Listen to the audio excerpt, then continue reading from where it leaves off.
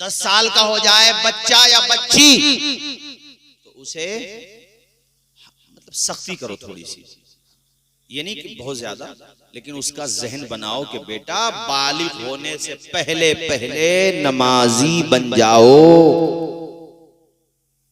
ऐसा ना हो कि हो गया 15 साल का और याद ना सुभानक अल्लाहुम्मा भी।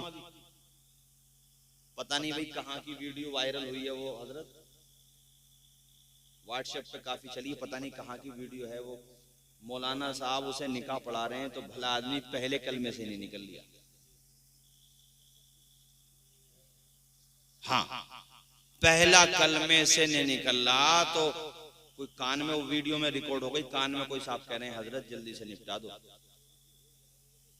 हाँ ना, मैं सही बता रहा हूं, पढ़ी नहीं पा रहा, पढ़ी नहीं पा रहा। वे मैंने कहा बिल्कुल इतनी जहालत। अबे दुल्हन लेने गया है तो कम से कम, अबे बगैर पासवर्ड के तो मोबाइल भी नहीं खुलता, तो बगैर जानकारी के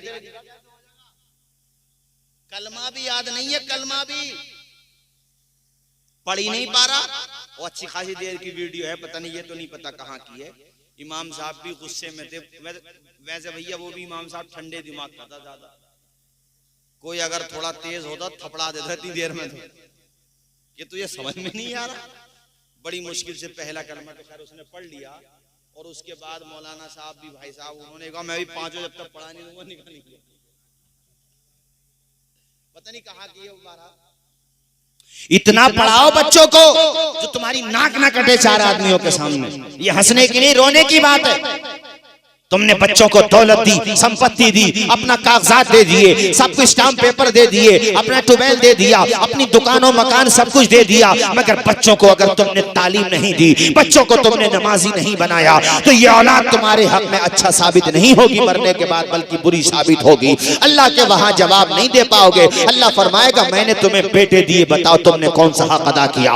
मैंने तुम्हें बेटी दी, बताओ तुमने कौन सा हक अदा किया। हाँ, अगर तुम्हारा बेटा इस काबिल हो गया कि वो अगर हाफिज तो ना हो सका, लेकिन नाजरा कुरान ही पढ़ लिया उसने सही तलफ्फुज के साथ, माशाअल्लाह बाशरा है, तुम्हारा जनाजा रखा हुआ है। बेटा अगर उस मौके पर तुम्हारा जनाजा पढ़ा देगा, तब तुम्हारी रूह खुश होगी कि या अल्लाह तेरा शुक्र है, तेरे लाख लाख लाख शुक्र है कि मौला तूने बेटा भी अता किया, और ऐसा बेटा कि जब मेरा जनाजा रखा हुआ है तो मेरा बेटा सिर्फ जनाजा पढ़ नहीं रहा है बल्कि इमामत कर रहा है, लोगों को जनाजे की नमाज पढ़ा रहा है। उस मौके पर तुम्हारी रूह झूम जाएगी। और अगर तुमने अपनी औलाद को बेपढ़ा लिखा छोड़ दिया तो उसके लिए कयामत में यार सवाल तो तुमसे भी होगा ना। बोलो जरा, होगा कि नहीं होगा?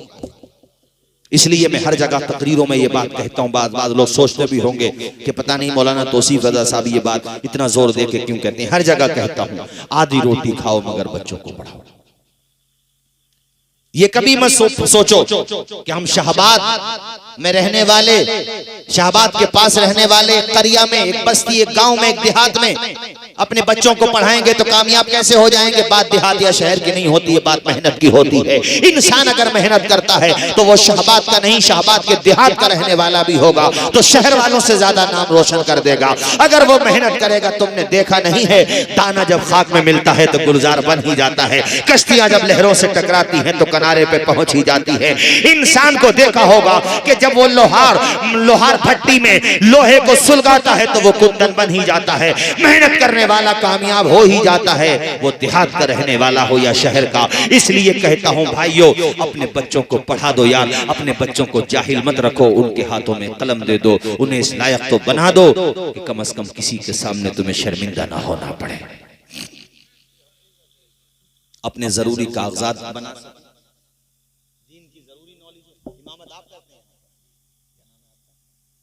मस्जिदें कितनी हैं? अच्छा, मैं पहले जो प्रोग्राम में आया था तब भी यही हुआ था क्या जलसा? दिन में जो हुआ था। अच्छा, एक मस्जिद हमारे मौलाना ज़ीशान साहब यहाँ पर। अच्छा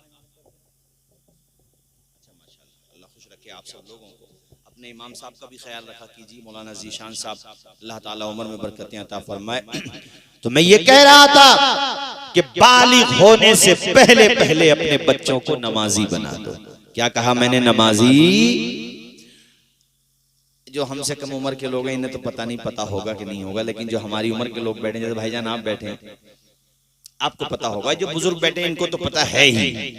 पहले दादियां और नानियां याद करा देती थी नमाजें।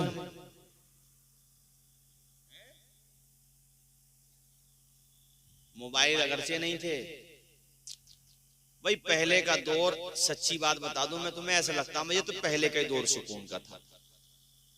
अब अगरचे खाने को सामान बहुत है, मगर इंसान ज्यादातर पूछो मत बीमारियों का शिकार हो रहा है, ऐसा खाना खा रहे हैं। पहले खाना कम था मगर उस खाने में दम था, ओरिजिनल था। वो मठा पीता था, देसी घी खाता था, लाई का तेल खाता था। मेहमान आ गए तो दूध की लस्सी पी लेता था, दही की लस्सी पीता था, जौ की रोटी खाता था। मोहब्बत थी पहले, फूफियों की मोहब्बतें, भाई बहनों की मोहब्बतें, बाप बेटों की मोहब्बतें, भाई भाई की मोहब्बतें। अब तो भाई साहब सारी मोहब्बत हजरत मोबाइल ने ले ली।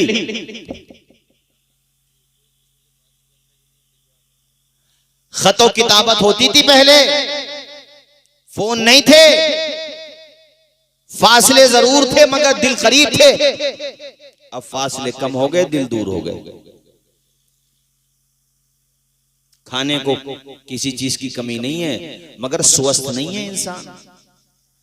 ये जो देहात में दरख्त है ना, आपके दालान पर, आपकी बैठकों पर काटना मत। इन दरख्तों को बता रहा हूं मैं आपको, दरख्तों से रौनक होती है। अरे दरख्त समझ रहे हो ना? हाँ, इनसे रौनक होती है।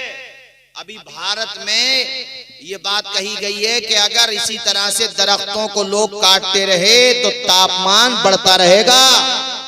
अपने इलाके में 42 के करीब चल रहा, और उत्तर भारत में तो 53 के करीब, 51 या 52 के करीब हो गया। ये तापमान ज्यादा बढ़ना सही नहीं है, और इसकी वजह यह है कि लोग हरियाली नहीं पैदा कर पा रहे हैं। दरख्तों को मत काटो, इसकी रौनक होती है यार। बोलो, तुम्हारे एसी में वो बात नहीं है जो कुदरती हवा के अंदर बात है। एसी का साइड इफेक्ट भी हो सकता है, और होता है बल्कि। भाई एसी में जिस रूम में लगी हुई है उस रूम के लोग तो फायदा उठा लेंगे, लेकिन बाहर जो गर्मी अंदर की खींच करके वो मशीन बाहर पहुंचाती है, तो उससे तापमान नहीं बढ़ेगा। बोलो बढ़ेगा कि नहीं बढ़ेगा? लेकिन जो दरख्त लगा हुआ होगा वो तो ऊपर, साइड में, नीचे, हर जगह एक जैसा ऑक्सीजन देगा कि नहीं देगा? इसलिए दरख्तों को भी लगाया करो, काटा मत करो। दरख्तों से रौनक होती है। दुनिया ने आज दरख्तों पर रोशनी डाली है, लेकिन मैं ये कहता हूं दुनिया वालों, जब तुम ऑक्सीजन नहीं जानते थे, जब तुम ऑक्सीजन प्लांट के नाम से किसी चीज से वाकिफ नहीं थे, तब दुनिया को मेरे आका ने दरख्तों की अहमियत से वाकिफ कराया था। मेरे आका ने फरमाया था तुम दरख्त लगाया करो। जब तक दरख्त से लोग फायदा उठाते रहेंगे, तुम्हारे नामे अमाल में सवाब लिखा जाता रहेगा। यहां तक कि उससे बेज़बान परिंदे जो खाएंगे, जो फायदा उठाएंगे, हुजूर फरमाते उसका सवाब भी तुम्हें मिलेगा। इसलिए ये जहां आज दुनिया की आवाज है दरख्त लगाने की, वहां हमारे मजहब की भी आवाज है। बल्कि पहले हमारे मजहब ही की आवाज है, बाद में दुनिया ने कॉपी किया इसे, और अच्छा काम कॉपी किया है तो हम कहेंगे कि अच्छी बात है। आप लोगों से भी अपील करूंगा साथियों, अपने बच्चों को बालिग होने से पहले पहले दीनदार बना दो। अच्छा, वो जो नाबालिग जब था बच्चा, उस वक्त उसने नमाजें पढ़ी, कुरान पढ़ाने की, उसका सवाब किसे मिलेगा? माँ बाप को मिलेगा। जोर से बोलो किसे मिलेगा? ऊंचा बोलो किसे मिलेगा?